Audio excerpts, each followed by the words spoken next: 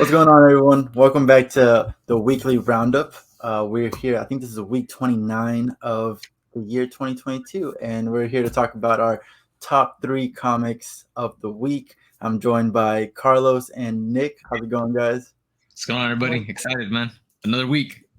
Man, I have something to ask Nick before we got started, and it was going to determine whether he would stay on the show or not. But you know what? I can't remember.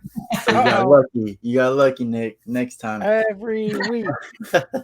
But like usual, like every week, every Tuesday, we go over our top 3, our disappointments of the week, the best covers that we had of the week, and what we're looking forward to. So without further ado, let's get started. Oh, actually, we do our brackets as well. So right now, my bracket is, we only have 2 things going on right now. So yep. I don't know. I have no idea. Let me look it up. Do you guys know what your bracket is? While Manny figures out his whole, bracket thing and decides what he likes in comics or not. For me, last week was Moon Knight number 13, and the week before that was Amazing Spider-Man number 5. Out of both of those so far, man, I think that, can't believe I'm saying this, but I think I gotta give it to Amazing Spider-Man number 5, just because it did a solid job of ending that arc, which I haven't seen done in a while. Like, that arc was finished off pretty well, I gotta say. So, Nick, do you remember yours? I think last week was Daredevil, right? Right. And then the week before that was Batman 125 for you. Okay. Wow, that's both Chip Zdarsky. Oh shit, you're right. Oh wow. Now I gotta pick between the same guy. I mean, you don't have to pick him right now. We'll show that later. Actually, whatever. You know what? I can do this. I'm gonna go with Daredevil. All right. You pick. And then me, I finally remembered, did not pull it up or anything. It's just straight off the dome. Saga 60 was week 1, and then last week was Moon Knight number 13.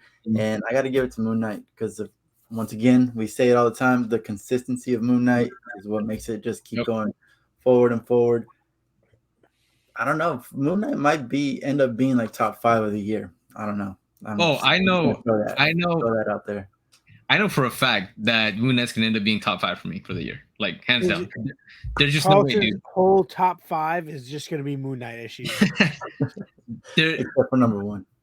There's just no way. It's gonna be freaking what's that guy? What's the DC title you're obsessed with? That I'm obsessed with? Human Target. Yeah. Human Target? Human Target. Oh, okay. Yeah. But anyways, talking about this week's top picks, let's go ahead and get started with the number 3. Mine is I'm sorry, Carlos, LittleRedRonin number 1. You didn't get to read it, so I'm not going to talk about it too much. But it was a great book. So this is not really a spoiler, but it's called LittleRedRonin. And so I thought it was going to be about, like this character named Red that was trained as a samurai or something, and they're going after the big bad wolf, right? Like Little Red Riding Hood. There is a big bad wolf, and there is a character named Red, and I think it's a she. I'm not 100% sure.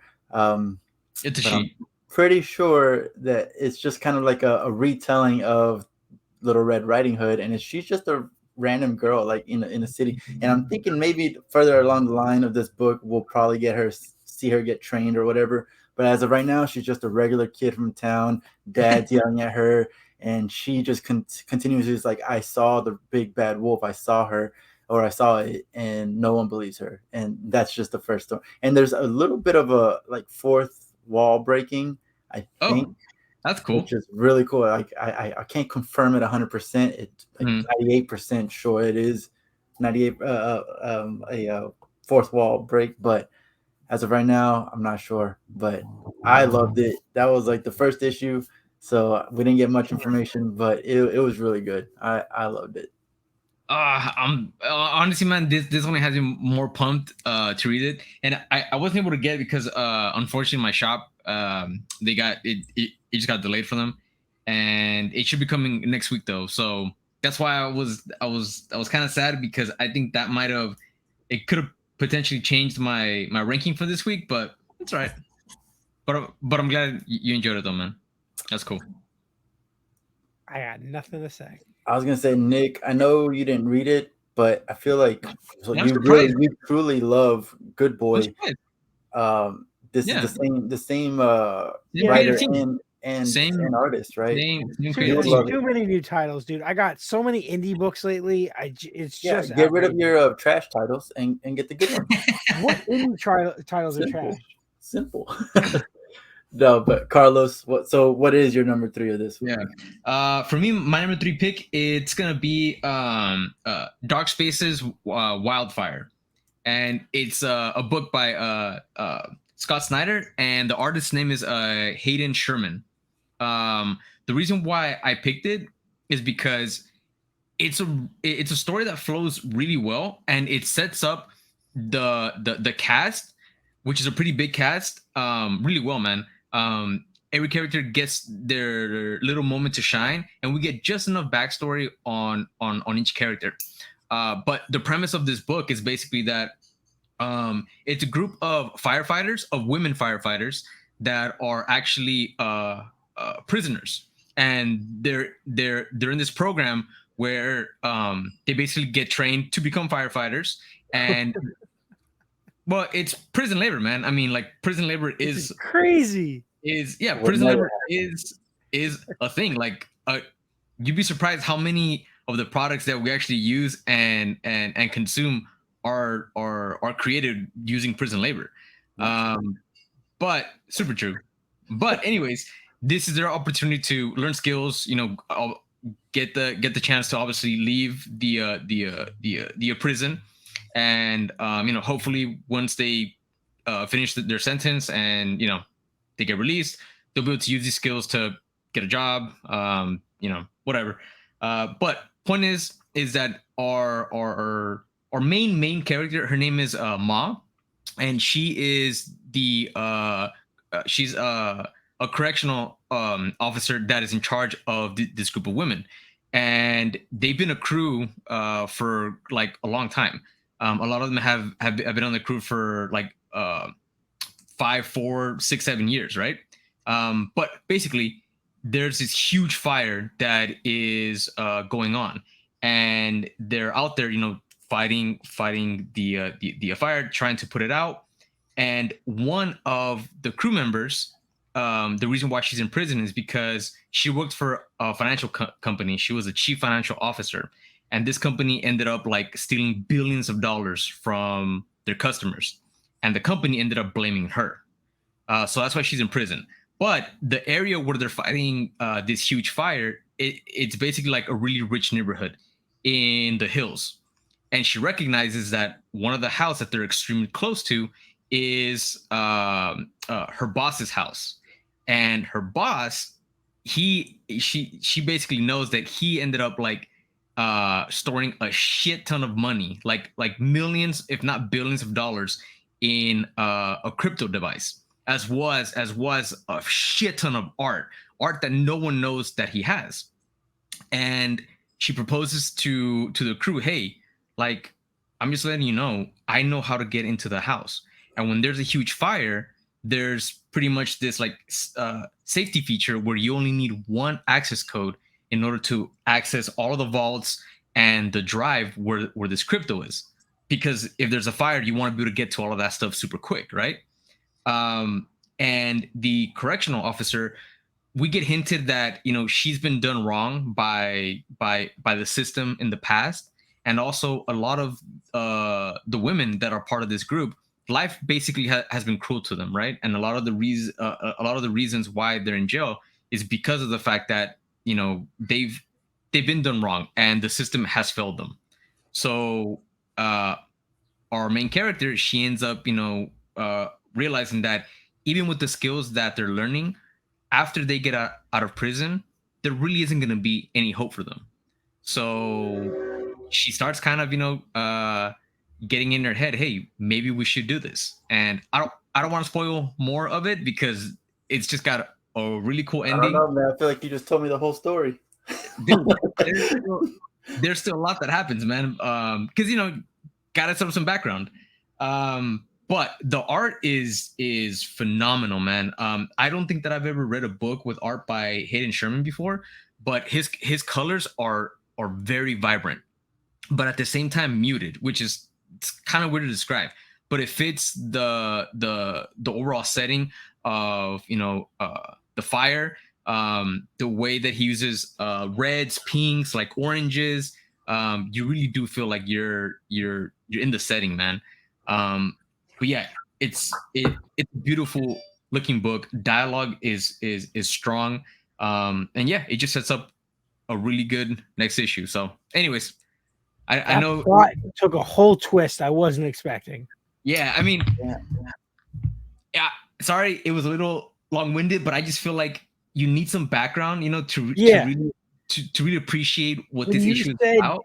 A prison labor women firefighters. I thought that was gonna be like the whole thing we get to see. And then you tell me there's this whole like it's a high story, man.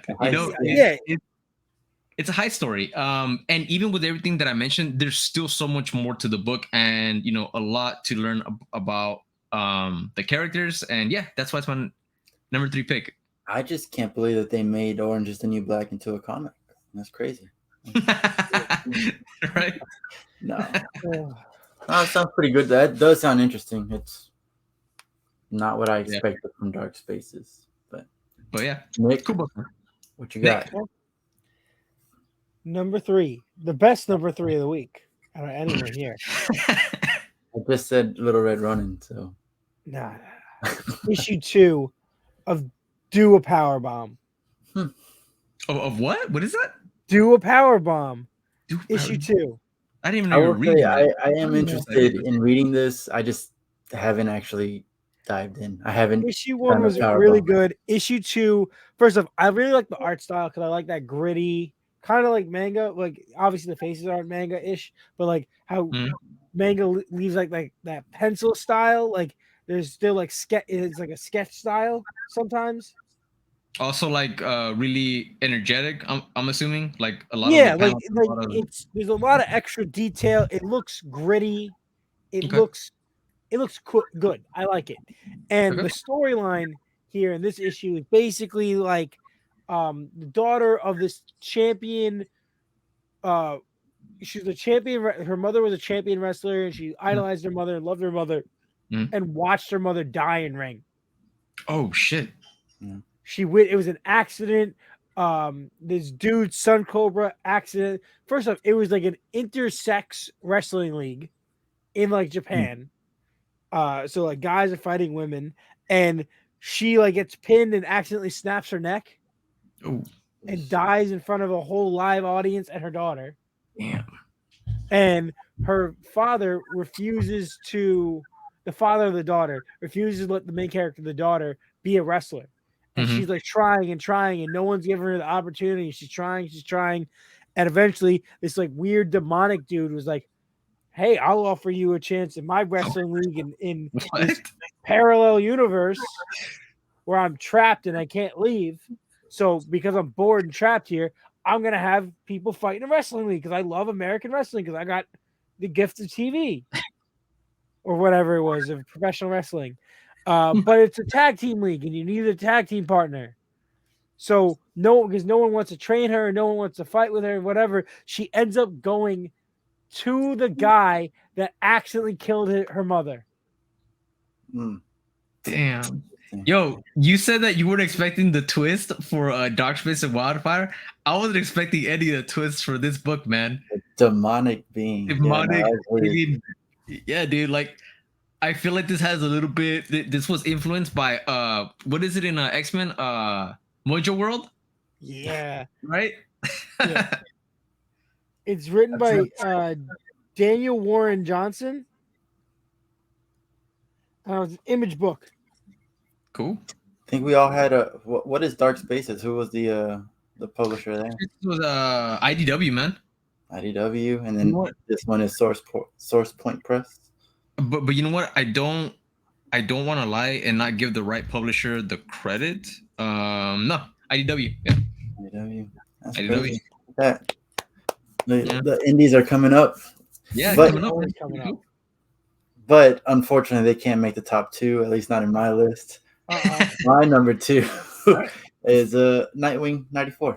Nice. Nightwing was really good. I will say, as soon as I opened the book, I immediately realized, I was like, "Oh, where the hell is Bruno Redondo? Like, what's going on here?" And I look, and the cover is him, and then I started checking it out. But this other guy, I think his name. Let me see his name real quick. Geraldo.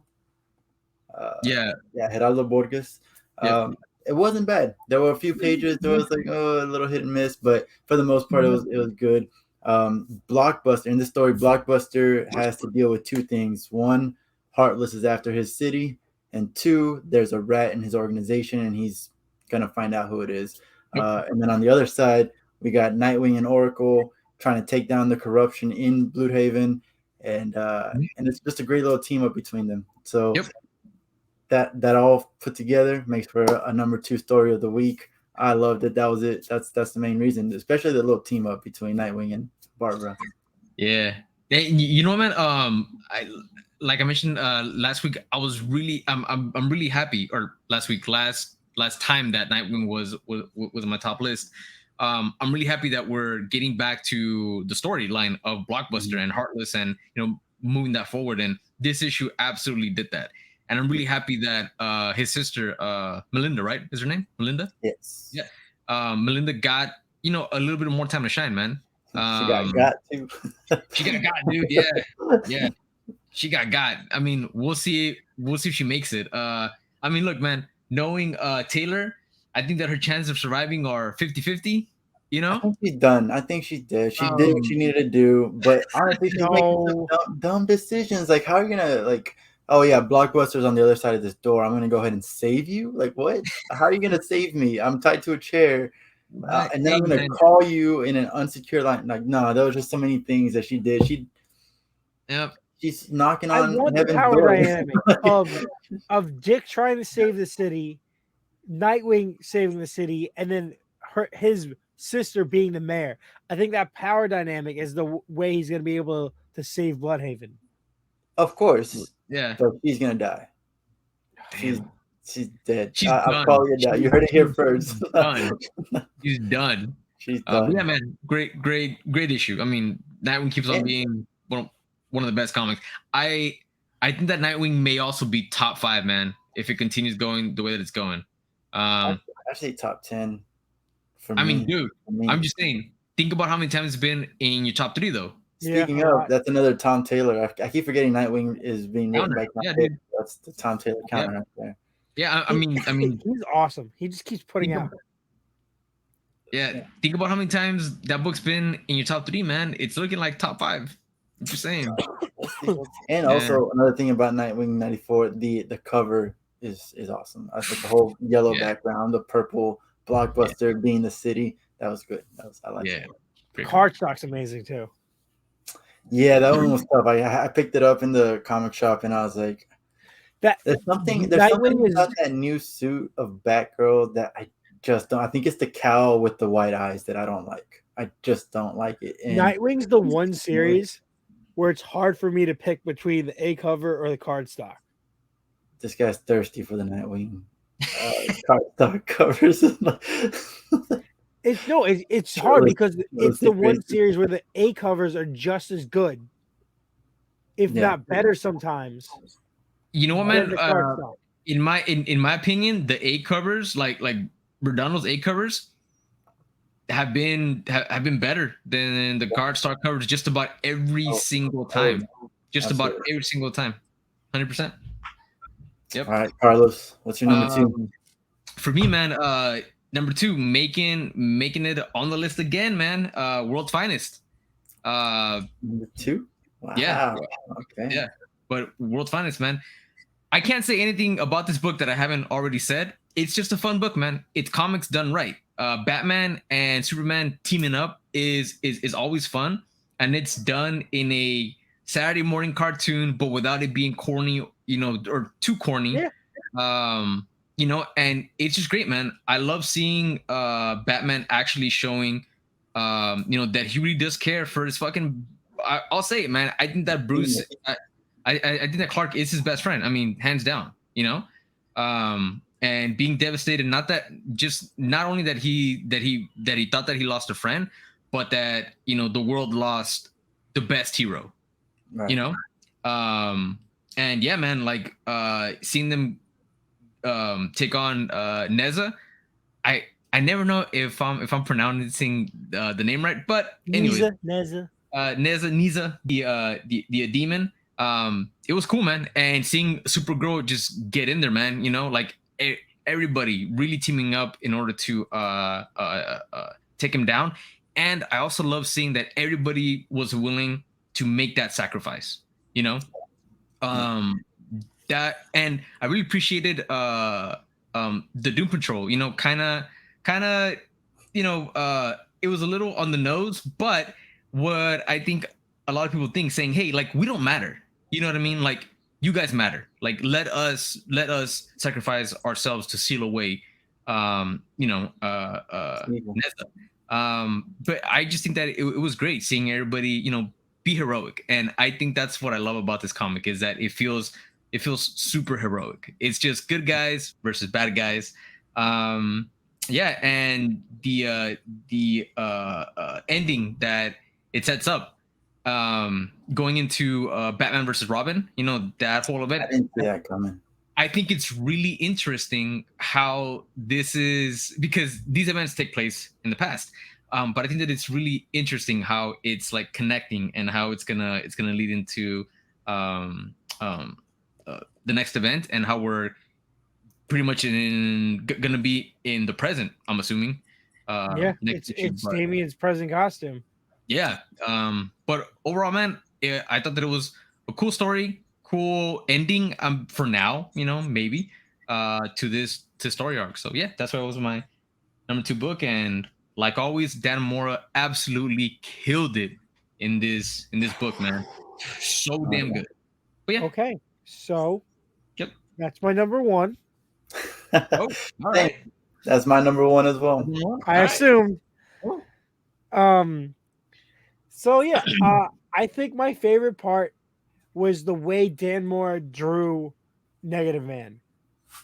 Was awesome. That was cool, man. Yeah, it was. The cool. way he drew him was really, really cool. And then just the whole thing, and see, like you said, seeing Bruce really emotional about Clark. I think seeing Bruce really emotional about Dick was insane. I don't think he really showed the emotion, because the way I took it was like, no, Dick's fine. We're gonna save him. I don't know emotion. No, but like it was that silent, like you saw it, like, the way he was portrayed and everything. Yeah, like you saw that he was like, "Where's Robin?" Yeah, he didn't give up on Robin. Yeah. Seeing like the way that they portrayed him was really like you said, him getting emotional about Clark. The way he was like portrayed about Robin, like that's his son. That is his son. Dude, I'm pumped for. Is this series over, or it's continuing while it leads into Batman versus Robin? The next issue is going to show what's happening to Robin currently. What's happening to Robin? Yeah. Okay, the way they set that up kind of felt like this was ending. I was like, no, what? No. For me, the reason it's my number 1 is Mark Waid is just, we keep saying it, but the way he effortlessly shows Batman having emotion without it being forced. Like everyone else in the last 2 to 5 years that has tried this with Batman fails. You kind of get a little emotion there, but like ultimately it feels very forced. He does such a great job with it. And then Dan Mora, I have that on my notes as well, that Dan Mora will always be mentioned when talked about this book, because not only can Mark Waid write him to be emotional, Mora draws him to show that emotion. Yeah. And then the last thing I liked about this book were the creative solutions to logical conclusions, really. Like the Phantom Zone projector, that came out of nowhere, but it makes sense. Like the fact that Superman's the one that came up with that was great. Like he's just like, I'll be back, and then he leaves, comes back, and then he comes up with the same plan to save himself with that. That was just, I didn't see it coming, and usually I can see these things from a mile away, right? So I really also liked that he was only vulnerable to things that didn't exist. yeah, that was another great solution. Yeah. Very creative. Yeah. Like when the guy was like, I'm not gonna be able to beat you, but I'm gonna punch you anyway, and then it was effective. That was really cool. I don't know his name. Is it? I want to say Cliff. It's Cliff, right? Is it Cliff? It's Cliff. Yeah. What's his name? What's his hero name? Isn't it Robot Man? Is it Robot Man? I don't know anything about Doom Patrol. Honestly, dude, Robot Man. It's escaping me, and I feel bad. I swear, if it's Robot Man, no, it can't be. I know his name's Cliff, but what is it? It is Robot Man. I'm looking at it. It's Robot. Right. I was just making that. There we go. It is Robot Man. All right. I knew it. It's literally Robot Man. This is my introduction to tell you guys that I'm going to start writing my own comic book because apparently I can do. But yeah, no, that was my number one as well. But yes, Nick, what's your number two? Number two is going to throw you guys through a loop. It always does. I'm pretty sure I'm the only one reading this series. It is issue 5 of She-Hulk. No, dude, I'm reading it. It's awesome. It's my number 4 pick. Oh, really? Yes. Yep. This series, first off, Rainbow Rowell, awesome. No, she needs my number 5 pick. To do more. I know she did Runaways. I know she has a bunch of novels that she writes. But she needs to do more comics. Awesome writer. This is a fun book. Fun book. Artist on this book, Marzeska.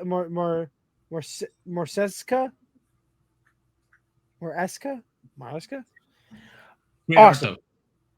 Amazing art. Super colorful. Everything pops. Everything feels good. I love the character development between She-Hulk and Jack of Hearts. It's been really good. There's new characters that they just added in here. This whole mystery of who they are and what's going on. It's just a really fun book. I sit down and I love it. It's just fun. And the fight scenes are sick.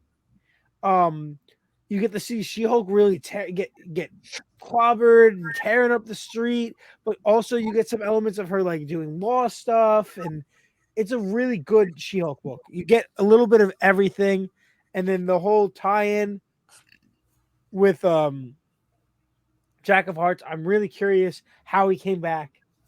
So it's a really good book. And that's what man. It's actually my number 5 book. 5. Okay. 5. Nightwing was number 4.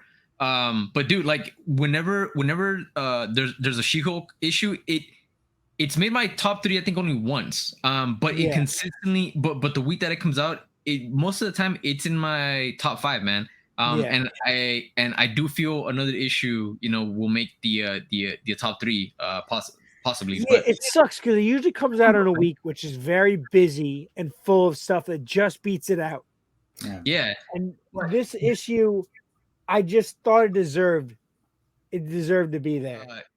She-Hulk, it really is just a fun book, and I think that it's another great example of comics just being fun, man. There's nothing extremely high stakes, I would say, about what's going on in the events of She-Hulk.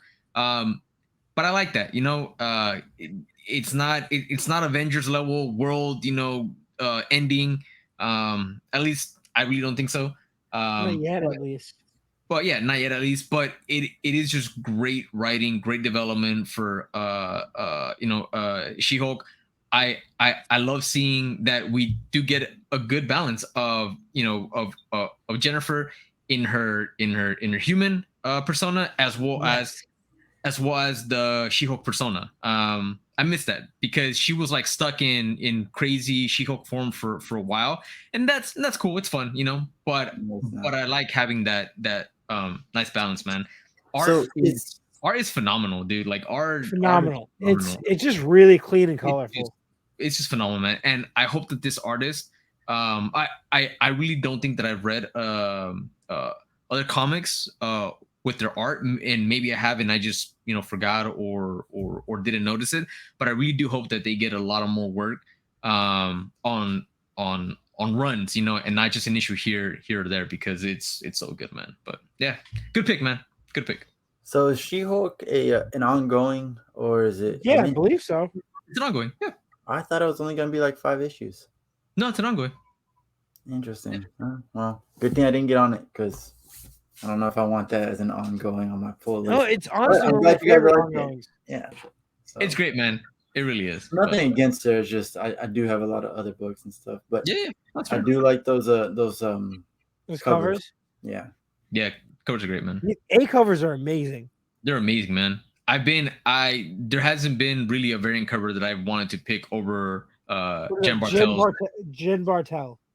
Yeah, Jen Bartel's covers, man. I love Jen Bartel. Whenever there's a Jen Bartel cover, and if I have the opportunity to pick it up, I go for it, man, because she is really an amazing artist, and she's a really cool person too, man. Like, I follow her on Twitter, and she's just a cool person, man. So really glad to see her doing this run. Just to recap a little bit, number 3 was LittleRedRonin. Number 2, Nightwing. We already know that my number 1 was World's Finest. Yep. Carlos, what was your number 1? Yeah, man. So quick recap.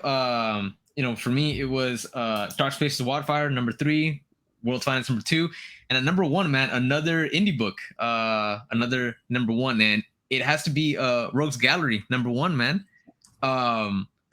Yo, I enjoyed the shit out of this book. It had me laughing, like, consistently throughout the book. It had me laughing and going, "Oh shit!" Quick premise.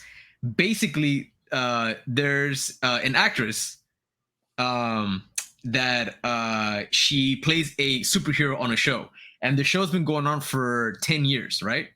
And basically, there's like a bunch of people that are talking trash on her portrayal of this superhero, and the show is based on a comic book, on a super loved comic book, and we have a cast of about like 5 people that we follow them as they watch the episodes and just get absolutely pissed off that the events that are happening in the show are not like the events that take place in the comic book.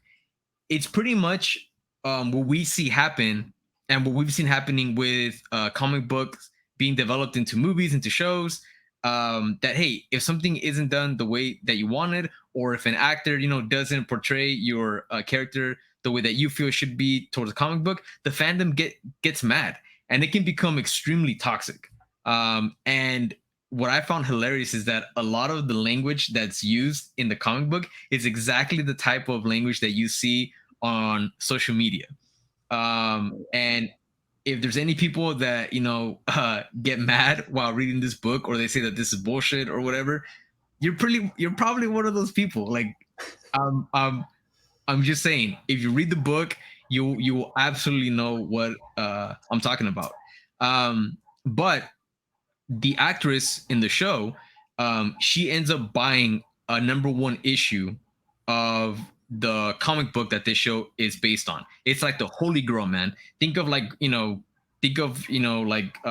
someone buying Amazing Fantasy 15, or buying, I don't know, Action Comics number 1, right? And the fandom gets super pissed off because they hate this actress. Like they hate what she's done and what this show has done to their favorite comic book. So this group that we follow in the comic, shit ends up turning like a little dark, and they end up coming up with this plan that they're gonna break into her home and steal the comic book, right? Because she doesn't deserve to have it. And throughout the comic, we get a little background on some of the characters, and especially one of the characters named Kyle. He lives with his dad, and he just has like a shitty life, man. Always being picked on, and he's the one that's always defending the actress, right? And his group of friends like give him shit for it. But something ends up happening in the story where he ends up changing his mind and he ends up, pretty much turning on the actors. And yeah, you pretty much just follow them as they devise this plot to like steal this comic book. And the ending, the cliffhanger, sets up the next issue pretty well, man. It's the ending is pretty crazy. But the reason why I love it is because I think that it's a really cool examination of what we see in a toxic fandom, right now, and how crazy some people can just get about their favorite shows or about any kind of like property that they love, and if it's not handled in the way that they believe that it should be. But it's funny, it's dark, and the artwork is solid, man. Like I really enjoyed the artwork.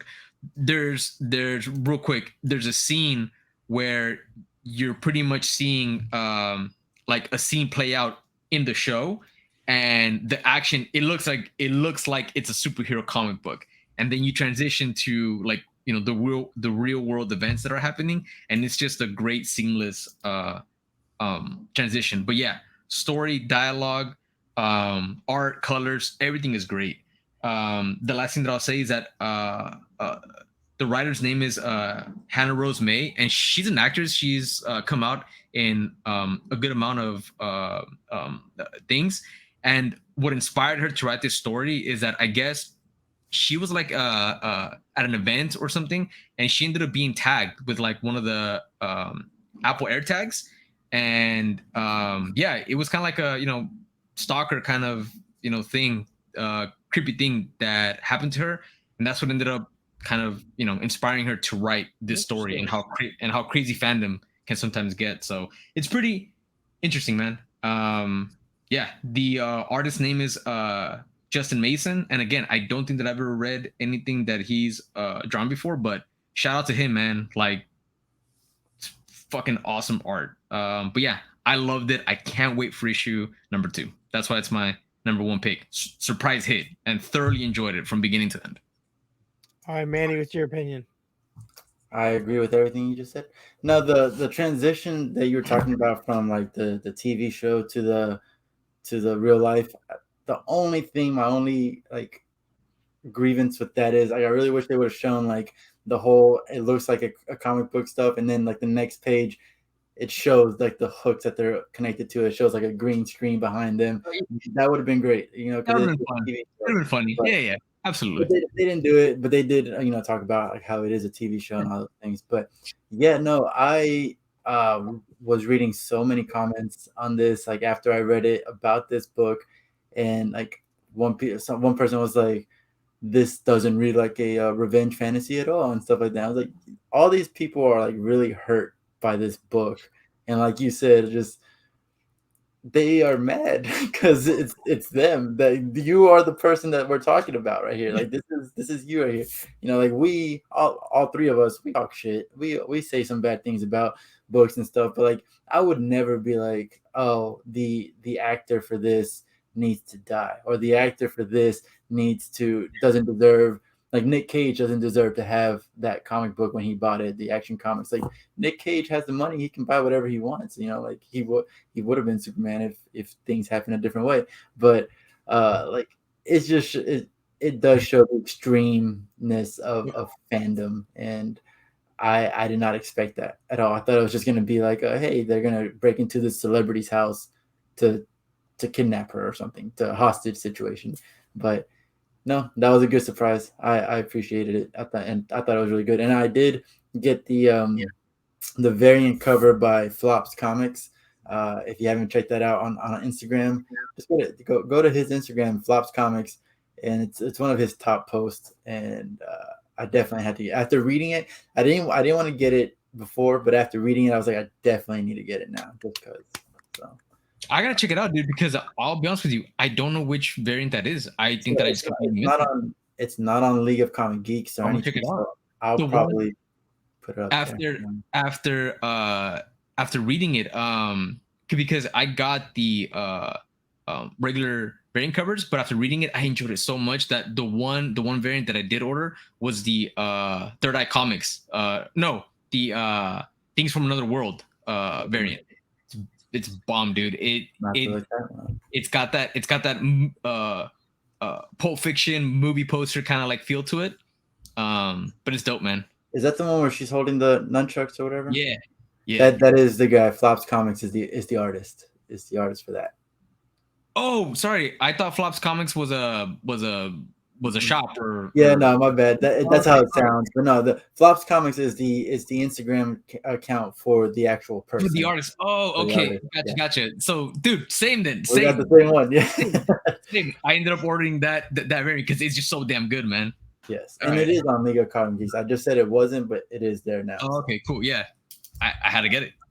Yeah, same. Yeah, cool, man. But yeah. Nick is going to read it after this. He that was written in a text. He told us he's going to read it, so now we have to make sure he does that. I kind of want to get this Kill Bill variant though. Is that the same one we're talking about? Yeah, it's like a homage, right? It says Kill Bill homage. Oh, okay, yeah. I was gonna say, I was like, I'm pretty. This reminds me of like Kill Bill, but I wasn't sure. But cool, man. Love Kill Bill. My top 3 guys is gonna be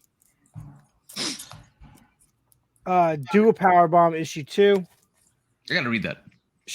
You gotta read it. SheHulk issue 5, and then we finish up with World's Finest. So if we want to be honest here, I didn't get issue 1 of World's Finest, I think, the week it came out. I was convinced by these two. I wasn't on the bandwagon. It's the creative team. They did it all. Yep. I heard you guys talk about it, and I was like, crap, I'll grab this book. And I read it, and then I read the second one. I was like, holy crap. World's Finest has hit my number 1 of the week every week it's come out. So we're talking about Moon Knight's consistency. World's Finest consistency is top notch right now. At least I gotta tell you that means you should probably go read Mark Waid's Flash run, dude. I might. It's so good. Oh, that's a great way to go into disappointments because I'm not reading that. I'm not gonna do it. At least not anytime soon. I do plan on doing it, but I would say Mark Waid's Daredevil. It's after re-looking at it, it's still probably my favorite. I would probably read the Flash series way before the Daredevil series. I'm not gonna lie to you. No, I didn't really have a disappointment this week. But if I really had to choose, I picked up a book called She Bites by ScoutComics. She Bites. Yeah. Basically, really quick, it's just about a 9-year-old vampire who's actually 134 years old. She's looking for a babysitter because she's tired of not being able to like buy drinks and cigarettes and stuff. It's set in 1997. It sounds hilarious. It's funny, and that's the basic premise of it, and it was great, and I loved it, and I was ready to put it in my pool. One shot. No. 3 issues. The next book doesn't come out until September, and that's if it comes out. Because Scout Comics, I remember, I don't know if you guys remember this, but I used to get A King's Vengeance, and A King's Vengeance, it was slated to be every month, and I got it. It was a month delayed, and then it was 3 months until the next issue, and I haven't seen the third issue. Yeah, dude, I was gonna say I read the first one and then I forgot about it because of that weird ass schedule, and I haven't even read issue number 2 because I absolutely forgot about it. There's only 2 issues. Okay. The third one hasn't come out, and there's been no mention of it, no anything. So Scout Comics, that's the only thing that pushes me away from Scout Comics. Their books, the quality of the paper, amazing. The story, like the She Bites, was funny. I loved it, but like I am very apprehensive on actually adding it to my pull list because like I don't want to read a book 2-3 months later. I'm like, I don't even know what happened in the first book. Like, yeah, that makes no sense. So that's why I dropped Last Ronin, Teenage Mutant Ninja Turtles. It was the first like 2 or 3 issues came out, right? Mm-hmm. They're big, like trade paperback length books. So I get it. If you have to push it a little bit, you do get a lot of content because they're thicker books and they're larger size. But then the 4th one didn't come out for months, like 3 or 4 months. And then so I didn't get it, and then the 5th one came out, and I didn't get it, and I didn't finish the series because it was just I was so annoyed. There was just progressively got bigger and bigger. It was supposed to be like a 5 or 6 issue series. It should have been over in a year. Yeah, man. You know what? Scout Comics has been they've been kind of notorious for that, man.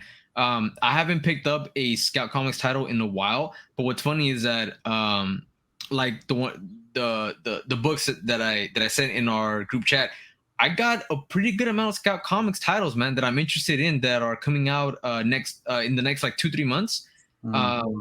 So I'm hoping that I don't run into that issue with these titles. But I feel you, man. It can be shitty, dude. Like, it's aggravating. And when that does happen to a book, I really do go back and reread, the last issue or the last 2 issues, because just like when you get a season of a show, man, it's been a year, fucking 2 years. Like, and we all collect enough books to where it's like, I don't remember reading that because I have read so much in between. So yeah, no, and I also think that with this, it's not more of Scout Comics' fault, but more of the most likely on the writers and the artists. Yeah, because they don't. I don't think Scout Comics demands that presence of you need to have this done between a deadline or else. Even though it's just these are incredibly indie, so. Yeah. You gotta kind of deal with what you have. So for sure. But that was my disappointment. Cool.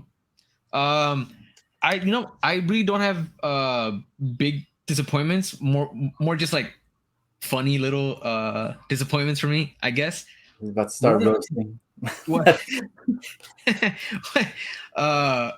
One of my disappointments, because they're quick, but finally we got some concept art for X-Men, the X-Men cartoon that's coming back from the 90s.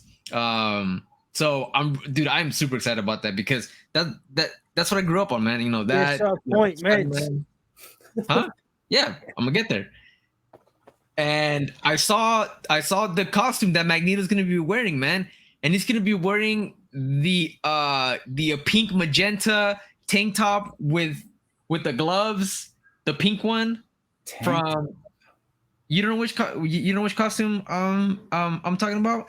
It was during the time that like he had like died or whatever, and then he ended up coming back. Dude, like look it up. Just look it up. I'll send you a picture, but it's like, come on, man. Why are you gonna put him in that ridiculous fucking outfit, man? Come on. Like, we're getting the cartoon back. I want OG Magneto costume. Yeah. And I guess apparently he's going to be leading the X-Men now, wearing that costume, because that's kind of the storyline that was happening during the time that he was wearing that outfit. I just thought it was funny, man, and I was like, come on, I want to see OG Magneto. So that's one disappointment.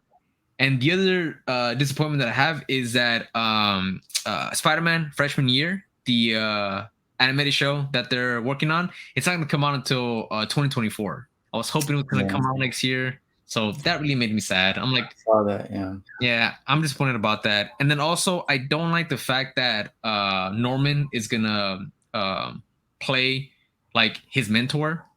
I've never liked I've never liked the trope of the mentor is secretly the big supervillain. I don't like that. So Tony Stark is supposed to be connected to the MCU or no? So that was the thing, and that was the last little bit that I was going to mention. Supposedly, this was going to introduce how he got his powers and everything that led up to his introduction in the MCU. But Norman's going to be his mentor here. We have Rhino and Electro that are going to be making an appearance, and a couple other heroes. So a lot of this shit isn't making sense, which is weird. He didn't know who Norman or Electro were in No Way Home. So exactly. So a lot of this, a lot of stuff for the show is really not lining up. So a lot of people are thinking that initially it was supposed to tie into the MCU, but that they've kind of retooled the show and now it's not going to be canon. I'm not interested. I'm not interested anymore. But I'm just disappointed that it's not out until 2024 and that Tony is being replaced by Norman as like the mentor. So I don't like this kind of show. But this all goes back to what I've been saying for a while now, is the MCU just kind of just takes in and then they say, just don't watch whatever we put out. Put it out. It's okay. Good. Yeah. So, and we do. If we're gonna continue watching it, they're gonna continue doing that. So, I don't know, but am I gonna watch it? Yeah, you're right. I'm gonna watch it because it's gonna be on. It's gonna be. It doesn't mean that I'm not disappointed by that. But anyways, what's yours, Nick? Are you ready, Carlos? Because you're probably gonna tag team on me with this. All right. Well, boom. Savage Spider-Man. Bro, I stopped reading that. We've all been disappointed. Bro, I stopped reading that in issue number. I started reading that issue number 2, man. So I stayed on for the whole series, right? I stayed on, and while last issue and most of this issue were really good, honestly, out of the series, they're probably the best 2 issues to happen. Basically, he went from Savage Spider-Man to evolving, cocooning himself, and coming out as this super smart, super intelligent, sharing a mind connection with Mad Thinker. Okay, so weird, but all right. Like super weird, built his own costume, was somehow able to shut off the part of his brain that had emotions, and was able to force himself to have organic webbing and all sorts of crazy stuff, right? My problem was the way this book ended. It was a cop-out because basically fight ends and then it's just Doctor Strange standing there fixing all the problems, and in a letter that's Peter, all the dialogue around him leading the next 5 pages is just a letter that Peter left Doctor Strange explaining what happened and he's sorry, whatever. And then he's just laying, the last scene is him just laying in bed asleep. So this is my get any resolution. He was able to turn his part of he's having this whole conversation back and forth with Mad Thinker, and eventually he's like, wait, let me see what happens, turn this back on, and he gets all his emotions and feelings back. But now he's supercharged smart still. So this is my issue, my disappointment, and the reason why I ended up dropping this title, man, is that I absolutely loved Nonstop Spider-Man. It was one of my favorite comics that I was reading. Everything about that was perfect to me. And it really was, it was canon, but it was just, Peter having this side adventure, action-packed, all of that good stuff, right? And then when we got this one, it just felt like it wasn't even taking place in the same world. And I don't know how we went from, hey, there's a bad guy slinging drugs to students, in New York City, a very Spider-Man story. Let's solve this, be Spider-Man, take down some, bad guys, to I'm in the fucking Caribbean, turning into the other, which fine, whatever, I guess. Fighting this crazy group of Nazis, which is fine because, they were that was kind of the concept in Nonstop, but it just really went off. It just went off kilter, man. So I can explain it and how it made sense, because what you just said, I can understand why you'd be confused. No, but the turn of events makes sense, but it's just stupid. The drug thing did make sense. They did explain it eventually. No, all of that makes sense. It's not that it doesn't make sense, and I'm not confused. It just ended up really, how can I put this? It ended up going beyond the scope of what I was hoping it was gonna be. And like I said, it's just Spidey taking out some bad guys that are slinging drugs in New York City. And then while I like the concept of the other, when you're, depending on the story that you're telling, I don't like Peter being dumb, but then being smart. And then, it's just out of character, man. And that was my overall disappointment and why I dropped it. And when I said, you know what, I'm just not going to finish this because I really don't give a shit, which is sad because Nonstop was awesome.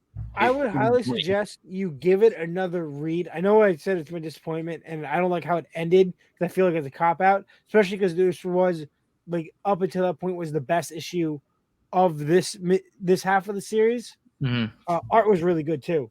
But I think it deserves to be read, all of Nonstop and all of Savage, back to back, I feel like would make it a little bit more cohesive. Maybe because we did have like a couple months gap between Nonstop and Savage. I feel like reading it one shot might make it a little bit better.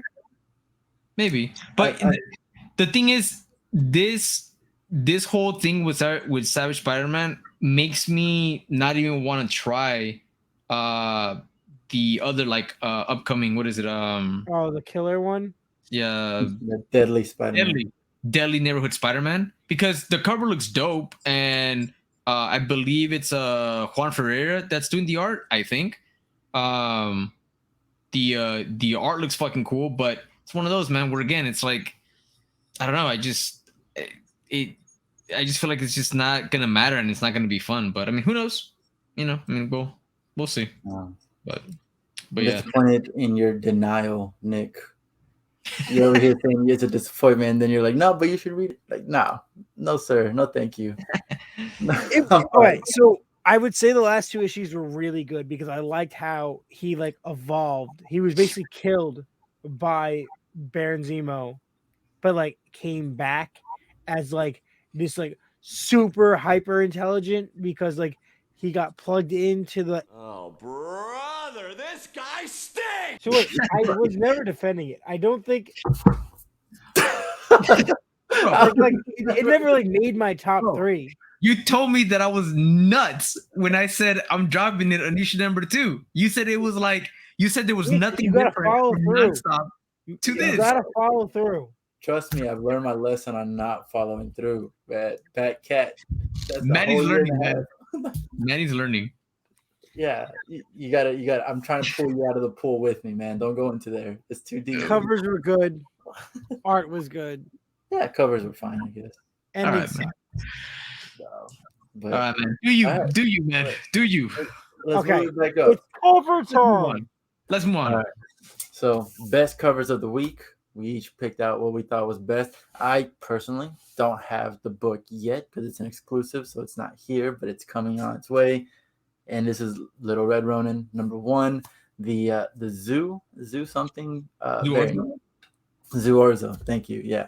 And I love her, man. Like her artwork is fucking awesome. How many covers did you get, Manny? For what? For Little Red Ronin. A cover and this cover. Did you also just say that you got the Kill Bill cover? RoguesGallery. That's books. That's RoguesGallery. Yeah, but you know what though? Like we're not gonna talk about how many covers I got, man. Like that's personal. Yeah. How dare you?